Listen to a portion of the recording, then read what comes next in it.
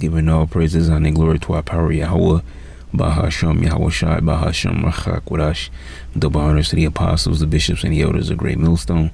Peace and blessings to the hopeful elect of the tabernacles of David, scattered throughout the four corners of the earth, whomever you may be, and wherever you may be. To you I say, Shalom, Yasharallah, Shalom. Okay, we're jumping into the book of Deuteronomy, chapter 17. Very short chapter, there's only 20 verses here. Let's just get right into it. It says, "Thou shalt not sacrifice unto the Lord Yahweh thy power any bullock or sheep wherein is blemish, or any evil favoriteness, for that is an abomination unto the Lord Yahweh thy power." Let's see what that goes into. Evil favoriteness, all right? Because everything else there was straightforward. Can't have any shortcomings, any faults, anything like it says blemish. All right, debar, debar, speech, word, speaking, thing, saying, utterance, business, occupation. Let's see what the other one says here. Right, evil, bad, evil, disagreeable, malignant, bad of its kind, landward, etc., bad of value, worse than, worse comparison, sad and happy, evil, hurtful, bad, evil, wicked, evil, distress, misery, injury, calamity. Most of these are the same thing here. Evil, ethical. All right, misery, distress. All right, so any evil favoriteness. I'll go back to the NLT, see what it reads there. "Never sacrifice sick or defective cattle, sheep or goats to the Lord Yahweh your power, for he detests such gifts. When you begin living in the towns Yahweh your power is giving you, a man or woman among you might do evil in the sight of the Lord your God and violate the covenant." KJV says, "If there be found among you within any of thy gates, which the Lord thy God giveth thee, man or woman, that hath wrought wickedness in the sight of the Lord thy God, in transgressing his covenant," going back to Exodus 24, really around probably like maybe 19 all the way up to 23, and then 24 was the sealing of the deal of the covenant. All right, but anyways, "and have gone and served other gods and worshiped them." Oh, beautiful. Because we just mentioned this in the last chapter, going back to Deuteronomy chapter 4. Okay, told you not to worship these things in Deuteronomy chapter 4, and then he gave those things to the nations. All right. Also mentioned in Exodus chapter 20, "You shall have no other gods before me." So it says, and there's another thing that we already covered in the previous chapter, that if someone tries to come and persuade you to worship some other god, you got to rat them out. And what's going to happen? That person is going to be stoned. And guess who's going to cast the first stone? You. Could have been that person's best friend, but this friend of yours was going to bring an evil, not only amongst you, but your household. And then that was also going to spread throughout, all the camps of Israel. So you would stone that person, all right, and everything that he had, to put out the evil from amongst Israel, because it will spread like a cancer. And you will be the first one to cast a stone. So it says, "Have going and served other gods and worship them, either the sun or moon or any of the host of heaven, which I have not commanded. And it be told thee, and thou hast heard of it, and inquired diligently, and behold, it be true, and the thing certain, that such an abomination is wrought in Israel. Then shalt thou bring forth," actually this might be the same chapter here. I want to say we covered that topic. Maybe I'm thinking about something else. Anyways, it's going to break it down for us anyways. It says, "And behold, it be true." It says, "And it be told thee, and thou hast heard of it, and inquired diligently, and behold, it be true." So you didn't just assume and make wild guesses, or jump the gun. You search the thing out, and you find out the matter was true. This person over here, this man or this woman, whoever, is worshiping some kind of idol, some kind of false god. All right. It says, "You inquire diligently, and behold, it be true, and the thing certain." See, the thing certain. That's what the diligent search was about, to make sure that it was certain, and I then make a fast decision, and I was wrong. "That such abomination is wrought in Israel. Then shalt thou bring forth that man or that woman which I committed that wicked thing unto thy gates, even that man or that woman, and shalt stone them with stones till they die." See, "At the mouth of 2 witnesses or 3 witnesses shall he that is worthy of death be put to death, but at the mouth of one witness he should not be put to death. And why is that? Not because the person is lying, but there could be occasion where a person is lying, where they say, yeah, this person is, well, idol worshiping or whatever, and actually be lying, or maybe they're just mistaken, and so they're not really lying, but they just, they got it wrong. All right, they got it wrong. This person wasn't worshiping the idol, but they said they were, and then bam, they got this person stoned. So that's why it tells you that you have to be sure. Okay, so it says at the mouth of one witness he shall not be put to death. The hands of the witnesses shall be first upon him to put him to death, and afterward the hands of all the people. So thou shalt put the evil away from among you. See, the hands of the witnesses shall be first upon him to put him to death, because they're going to be stoned, and afterward the hands of all the people. So all the people also join in, and you have young ones watching. So thou shalt put the evil away from among you. And there you go. If there arise a matter too hard for thee in judgment, between blood and blood, between plea and plea, and between stroke and stroke, being matters of controversy within thy gates, then shalt thou arise and get thee up into the place which the Lord Yahweh thy power shall choose, and thou shalt come unto the priests, the Levites, and unto the judges that shall be in those days, and inquire, and they shall shew thee the sentence of a judgment. So if it's not a matter that can be handled, take it up to the powers that can judge.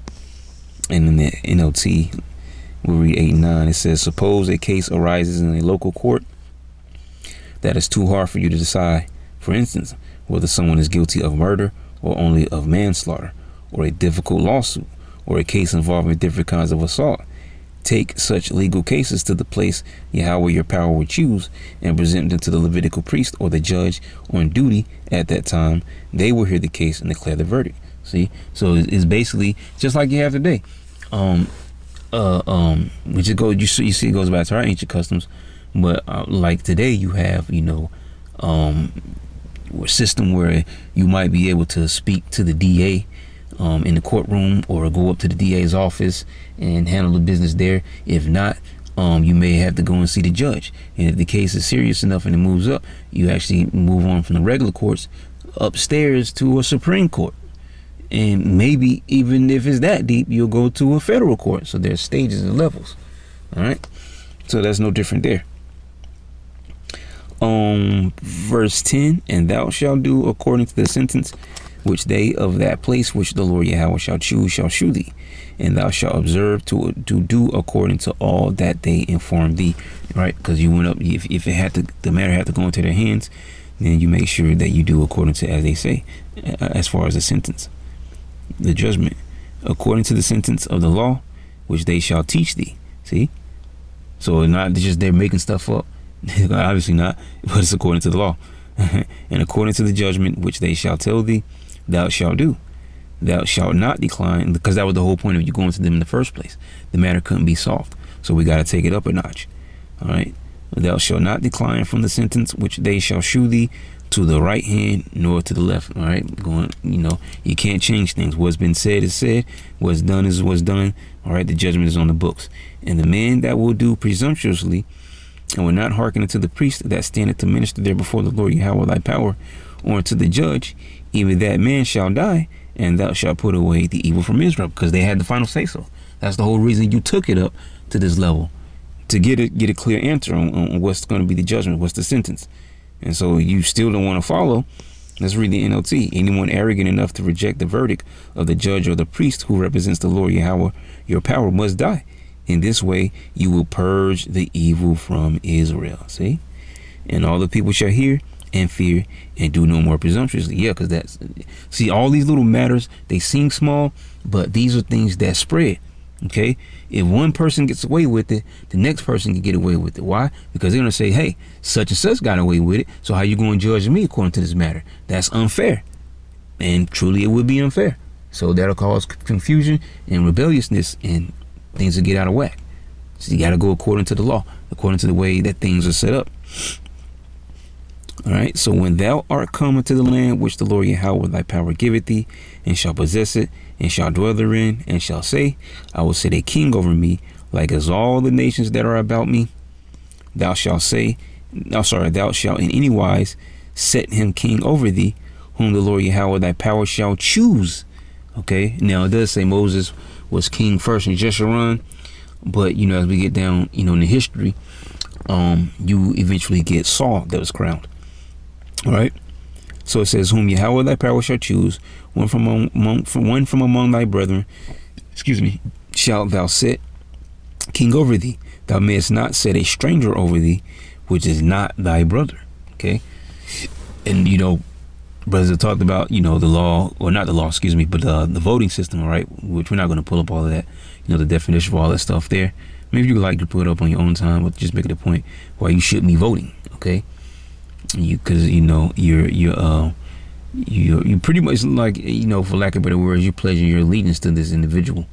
Okay, and who's in the presidency? Edomites, they're the ones. Anyways, you get the point there. Because we follow the laws of the Lord, so we got no business voting. But he shall not multiply horses to himself, nor cause the people to return to Egypt, to the end that he should multiply horses. For as much as the Lord Yahweh has said unto you, ye shall henceforth return no more that way. And I'm gonna read this again in the NLT. If this happens, be sure to select as king the man the Lord Yahweh chooses. You must appoint a fellow Israelite. He may not be a foreigner.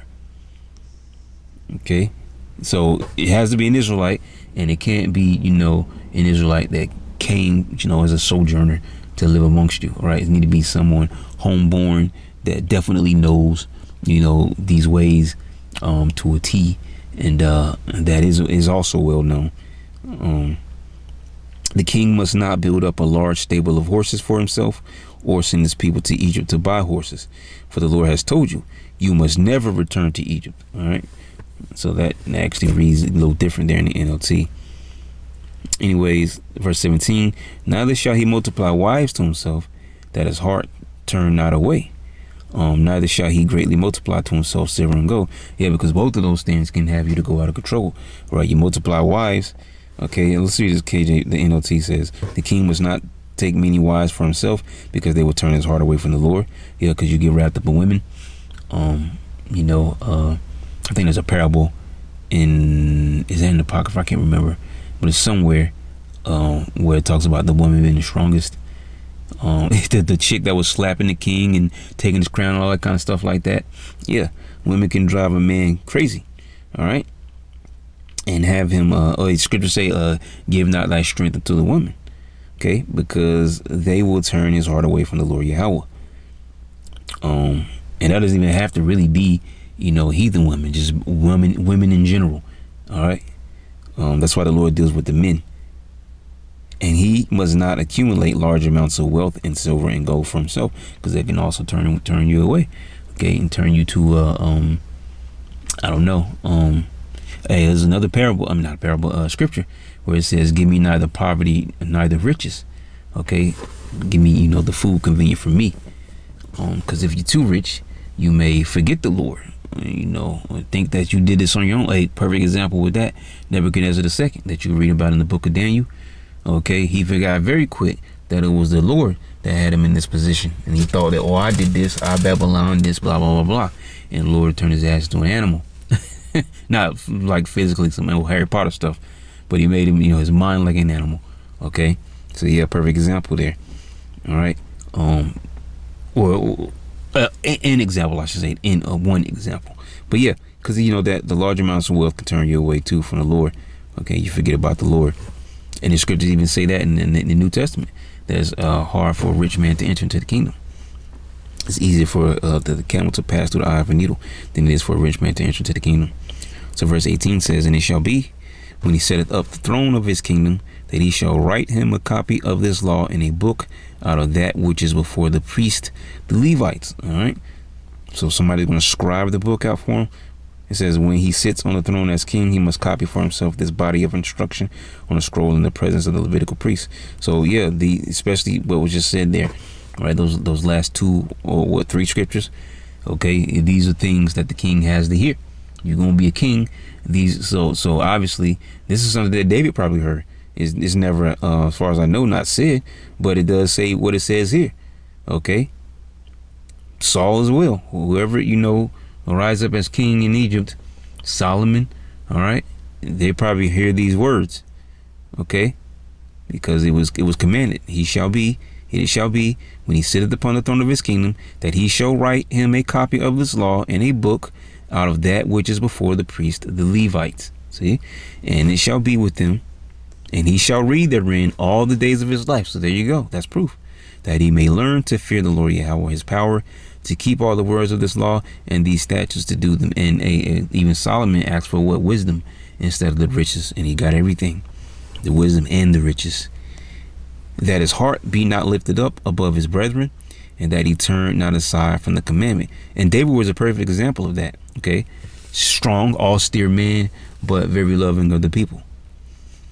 It says, to the right hand or to the left, to the end that he may prolong his days in his kingdom, he and his children in the midst of Israel. All right. So that was pretty short there. It was actually straightforward. But nonetheless, Lord willing, you will edify. Till next time, Yahshua, I'm going to say Shalom.